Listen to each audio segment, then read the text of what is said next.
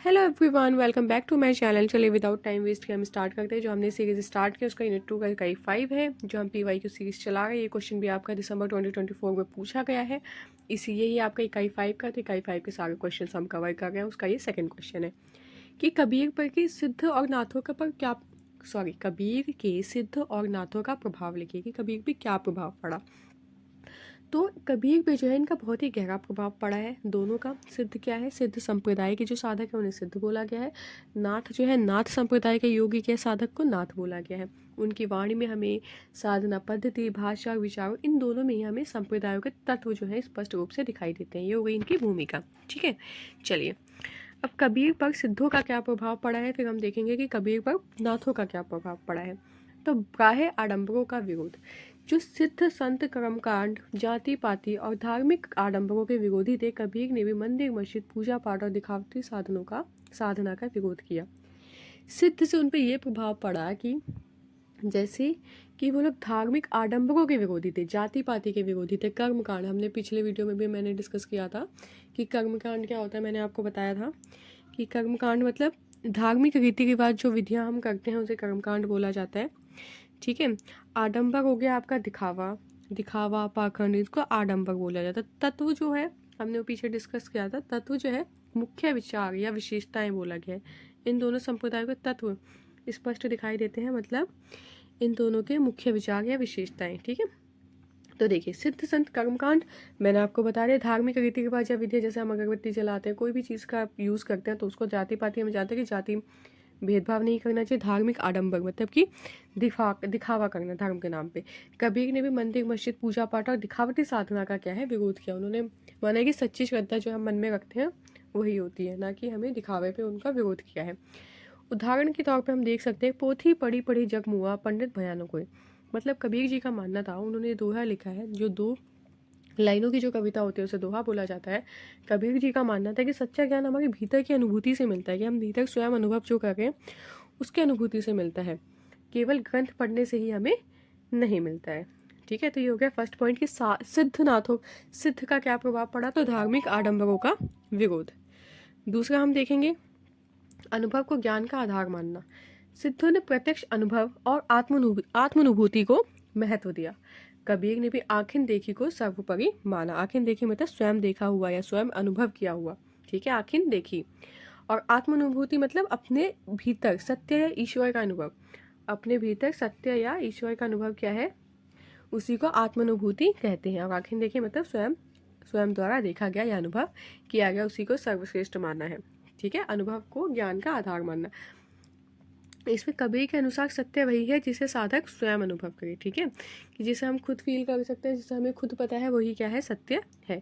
रहस्यवादी एवं प्रतीकात्मकता भाषा। सिद्ध साहित्य में उलटबासी और सांकेतिक भाषा का प्रयोग हमें देखने को मिलता है। कबीर की वाणी में भी यह शैली हमें दिखाई देने को मिलती है। देखिए रहस्यवादी मतलब आपको पता ही है, रहस्य गूढ़ आध्यात्मिक विचारों से संबंधित। ठीक है, उसके बाद क्या है इसमें जो सिद्ध साहित्य में उलटबासी, तो उलटबासी का यहाँ पे मतलब है उल्टे या सांकेतिक ढंग से कही गई बात। ठीक है, उलटबासी उल्टे या सांकेतिक ढंग से कही गई बात, मतलब इशारों में की गई बात।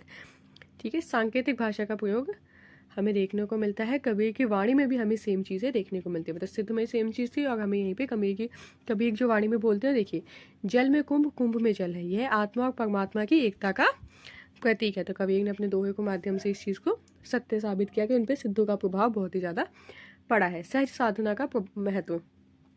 सिद्धों ने सहज मार्ग को श्रेष्ठ माना। कबीर ने भी सहज जीवन और सरल भक्ति पर बल दिया। कठोर तप या कर्म कांड की अपेक्षा सहज प्रेम और भक्ति को उन्होंने महत्वपूर्ण माना है, मतलब दिखावे को नहीं माना। उन्होंने सरल तरीके से, सहज तरीके से भक्ति पर जोर दिया है, ना कि हम खाली कठोर तप करें, कर्मकांड करें, दिखावा करें, इन सब चीज़ों को उन्होंने महत्व नहीं दिया है, बल्कि सहज प्रेम और भक्ति को उन्होंने महत्वपूर्ण माना है। ये हमने सिद्ध का देख लिया। अब हम देखेंगे नाथों का, कि उन पे नाथ पंथ का क्या प्रभाव पड़ा है।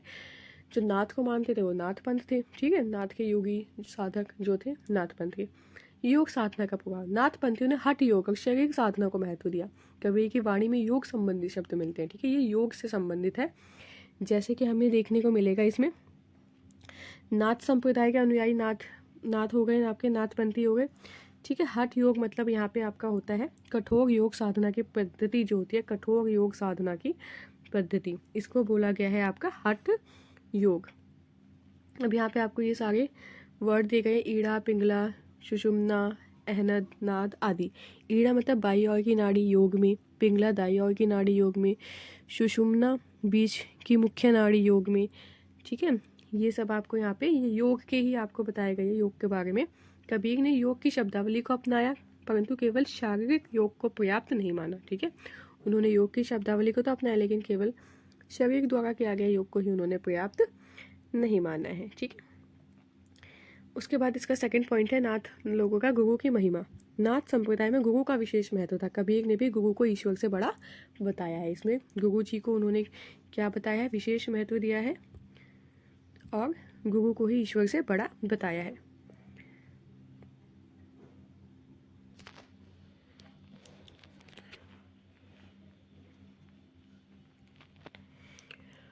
गुरु की महिमा। नाथ संप्रदाय में गुरु को विशेष महत्व दिया गया है। कबीर ने भी गुरु को ही ईश्वर से बड़ा बताया है।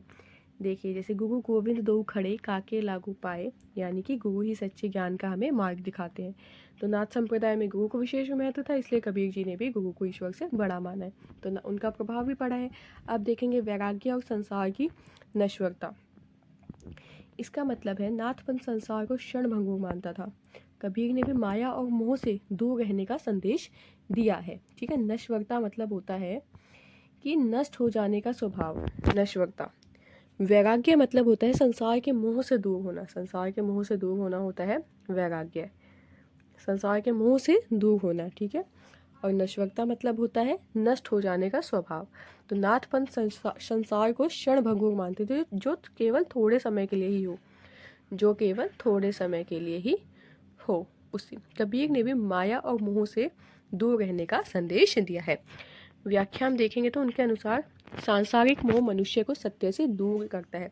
फोर्थ पॉइंट है आंतरिक साधना पर बल।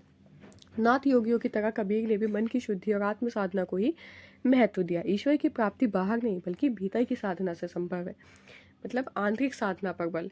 निष्कर्ष तौर पे हम कह सकते हैं कबीर ने सिद्धों से रहस्यवाद, सहज साधना और आडंबर विरोध की भावना ग्रहण की, जबकि नाथों से क्या क्या देखने को मिला है, योग, गुरु परंपरा और आंतरिक साधना के महत्व को हमें देखने को मिला है। इन प्रभावों को कबीर ने अपनी मौलिक दृष्टि से एक नया रूप दिया और निर्गुण भक्ति को जन सामान्य तक पहुंचाया। निर्गुण भक्ति मतलब बिना किसी रूप या मूर्ति वाले ईश्वर की भक्ति। ठीक है, और मौलिक मतलब नया, अपने विचारों पर आधारित। ठीक है, मौलिक मतलब नया, मतलब अपने विचारों पर आधारित, मौलिक दृष्टि अपने विचारों पर आधारित। निर्गुण भक्ति मतलब जो किसी रूप या मूर्ति वाले ईश्वर की भक्ति, बिना किसी रूप या मूर्ति वाले ईश्वर की भक्ति। इसी के साथ आपकी ये वीडियो कंप्लीट होती है। If you like this video please like, share and subscribe and comment section में आप इनके सारे पॉइंट्स लिखेंगे कि सिद्धों पर और नाथों पर कबीर जी का कैसे कैसे प्रभाव पड़ा था। ठीक है, तो वो सारे पॉइंट्स आप कमेंट सेक्शन में लिखेंगे। चलिए, आज के लिए बस इतना ही। Thank you.